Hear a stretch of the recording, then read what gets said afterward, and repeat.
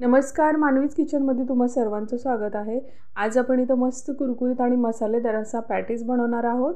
खायला अगदी टेस्टी आहे आणि सोबत त्याच्या एक छान अशी चटणीसुद्धा बनवणार आहे।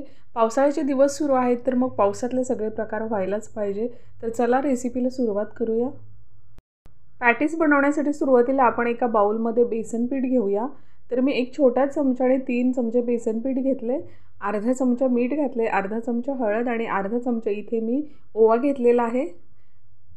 पीठ अगदी थोडंसंच घेतले मी, त्यामुळे मीठ आणि हळदसुद्धा अगदी कमी टाकले। मिठाचं प्रमाण मी कमीच ठेवले कारण आमच्याकडे सगळेच मीठ कमी खातात। तुम्ही तुमच्या चवीप्रमाणे मिठाचा वापर करू शकता। आता थोडंसं पाणी टाकून ना हे बॅटर मस्त पातळ बनवून घ्यायचं आहे। हे अशा प्रकारे बनवायचं आहे।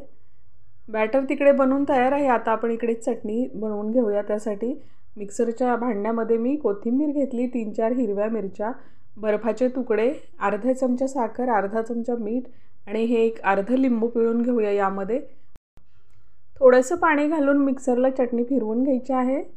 चटणी फिरवून झालेली बघू शकता तुम्ही, मस्त झालेली आहे।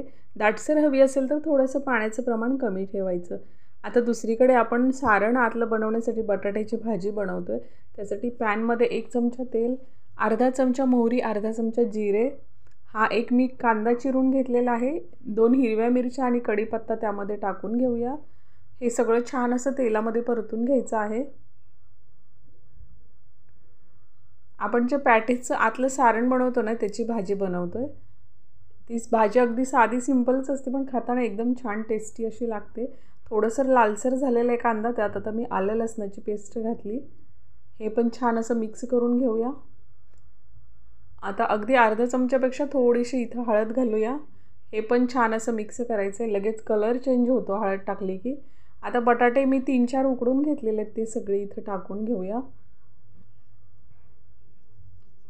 हल्लीच बऱ्याच प्रकारचे पॅटीस बाजारामध्ये येतात, वेगवेगळे सारण आतमध्ये बनवले जातात। पण हे बटाट्याच्या सारणाचं जे आहे ना ते घरामध्ये सगळ्यांना आवडतं। त्यामुळे मी कधी-कधी नेहमी म्हटलं तरी चालेल असंच पॅटीस आमच्याकडे आवडतं। तर हे छान असं मी मिक्स करून घेते याला। हे असं काही बारीक होणार नाही, तर आपण यामध्ये थोडंसं मीठ घालून पोटॅटो मॅशरने मस्त मॅश करून घेऊया। 2 मिनिटात मॅश पण होतं आणि आपली कामं पण पटपट आवरून होतात। तर अशा प्रकारे मस्त मॅश झालेले। परत एकदा छान असं मिक्स करूया। तर चला, मस्त बटाट्याची भाजी बनवून तयार आहे। थोडीशी वरून कोथिंबीर घालू आणि थंड व्हायला ठेव 2 मिनिटं। 2 मिनिटं भाजी मी साईडला ठेवलेली होती, थंड पण झालेली आहे। आता आपण ब्रेड घेतली, तिथं ब्रेडवरती ही सगळी भाजी लावून घेऊया। मी भाजीला छान असं थंड करून घेतले आणि दाटसर अगदी घट्ट अशी बनलेली, कारण घट्टच व्हायला पाहिजे, कारण जेव्हा आपण तळतो ना त्यावेळेस बटाटा वगैरे तेलामध्ये गेला तर ते सगळीकडे पसरलं जाईल। तर अशा प्रकारे मस्त ब्रेडवरती भरून घेतलं। लगेच दुसरी स्लाइस त्यावरती टाकायची आहे आणि थोडासा दाब द्यायचा, म्हणजे काय होईल, दोन्ही साईडला ब्रेडला ती भाजी छान अशी चिटकून राहील। आता ते कापून घ्यायचं व्यवस्थित।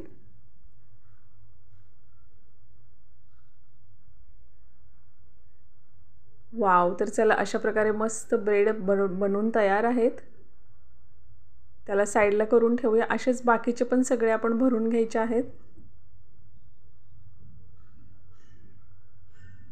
भरत्यावेळी सुद्धा तुम्ही ब्रेडला थोडीशी चटणी लावली तरी चालेल, पण काय होतं, आपण ते तेलामध्ये तळणार आहे ना, तर ते जास्त चरचरलं जातं। त्यामुळे आपण आतून ब्रेडला चटणी वगैरे नाही लावू शकत।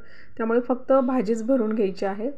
साईडला तेल गरम करायला ठेवलेलं होतं कढईमध्ये। आपण आता हे थोडंसं तेल कडक झालेलं आहे ना, ते ह्या बॅटरमध्ये टाकून घेऊ बेसनाच्या, म्हणजे अजून कुरकुरीत पॅटीस होतील। आता इथे मस्त डीप करायचे आहेत ब्रेड आणि ते तेलात सोडून द्यायचे हळूहळू।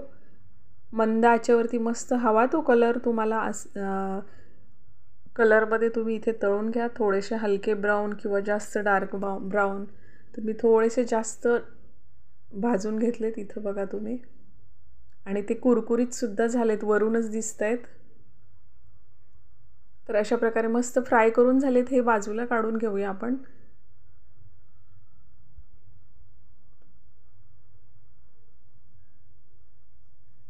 लगेच दुसरे पण आता इथे आपण तळून घ्यायचे आहेत।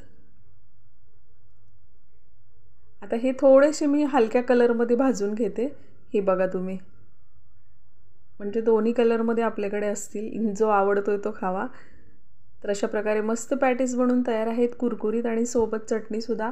पावसाळ्याच्या दिवसामध्ये असा बेत व्हायलाच पाहिजे, कारण बाहेर पाऊस पडत असतो आणि आतमध्ये आपण मस्त असे रेसिपीज एन्जॉय करत असतो चहाबरोबर.